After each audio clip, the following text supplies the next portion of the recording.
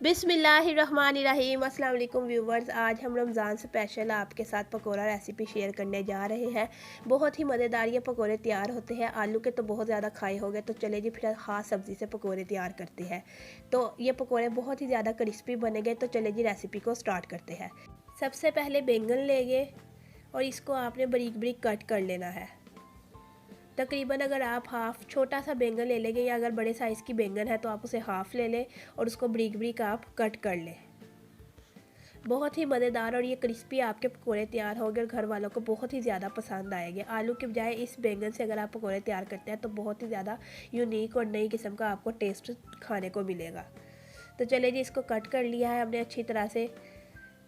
Cut करने के बाद आपने इस बात का ख्याल रखना है कि एक बाउल पानी में आपने इसको ऐड करना है, ऐसे नहीं छोड़ना वरना ये काले पड़ जाएगा और इनका कलर ख़राब हो जाएगा। सबसे पहले एक बाउल में 1 कप बेसन लेंगे और इस बेसन में ऐड कर देंगे हस्बे ज़ायका नमक।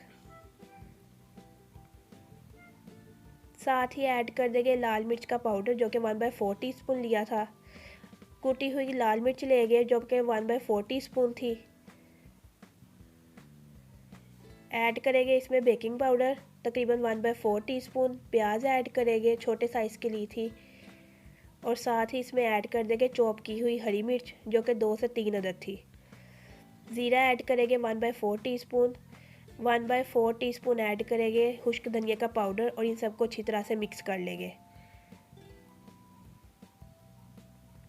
मिक्स करने के साथ इसमें हल्का सा पानी ऐड करेंगे। पानी आपने बिल्कुल थोड़ी सी क्वांटिटी में यूज़ करना है, ज़्यादा पानी आपने यूज़ नहीं करना, क्योंकि जब बैंगन वगैरह ऐड करेंगे तो फिर भी इसने अच्छी तरह से मिक्स हो जाना है। तो ज़्यादा से ज़्यादा इसमें 3 से 4 टेबल स्पून ही पानी जाएगा। इसको अच्छी तरह से बैटर को मिक्स कर लेंगे और ये देखिए ये कितना थिक बैटर बना है। अभी ऐड करेंगे इसमें कटा हुआ धनिया और साथ ही ऐड कर देंगे बैंगन जो आपने बारीक बारीक कट किए हुए थे। ज़्यादा आपने थिक बैटर रखना है, पतला बैटर नहीं होना चाहिए। अभी इसके साथ आपका बैटर बहुत ही ज़्यादा स्मूथ हुद बहुद हो जाएगा। तो चम्मच को बाहर निकाल कर इसको हाथ की मदद से अच्छी तरह से मिक्स कर लें। इससे ये फ़ायदा होगा कि आपके जो बैंगन है वो बिल्कुल स्लाइस की शेप में ही आएंगे। इसमें किसी किस्म के ये टूटेंगे नहीं और ना ही पकौड़े आपके ख़राब होंगे। तो इसको हाथ की मदद से अच्छी तरह से मिक्स कर लें।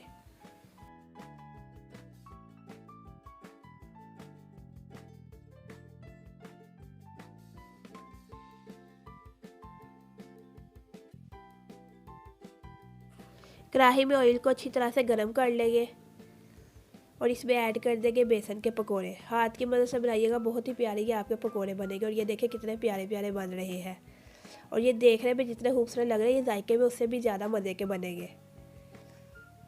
तो इसी तरह सारे पकोड़े इसमें ऐड कर लेंगे। ये इतने से बैटर से आपके तकरीबन 3 से 4 गैस के लिए बहुत अच्छी तरह से ये पकोड़े सर्व हो सकते हैं। ऑयल आपका प्री हीट होना चाहिए, आपका ऑयल ठंडा नहीं होना चाहिए, क्योंकि प्री हीट होगा तो इसका कलर बहुत खूबसूरत आएगा और पकोड़े आपके कढ़ाई के साथ चिपकेंगे भी नहीं। तो साइड टर्न कर ले इनकी और ये देखें माशाल्लाह कितनी प्यारी इनकी लुक आ रही है।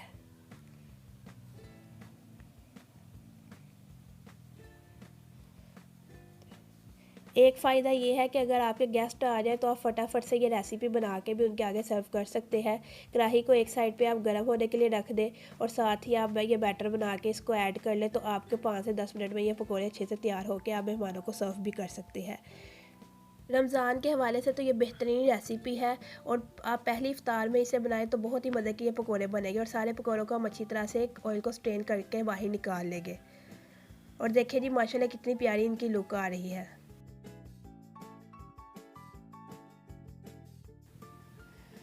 इमली की चटनी के साथ इसे सर्व कीजिएगा तो माशाल्लाह देखिए इसका कितना खूबसूरत कलर आया है। इमली की चटनी का लिंक आपको डिस्क्रिप्शन बॉक्स में मिल जाएगा। तो व्यूवर्स, अगर आपको रेसिपी पसंद आए तो वीडियो को शेयर कीजिएगा, चैनल को सब्सक्राइब कीजिएगा। अल्लाह हाफिज़।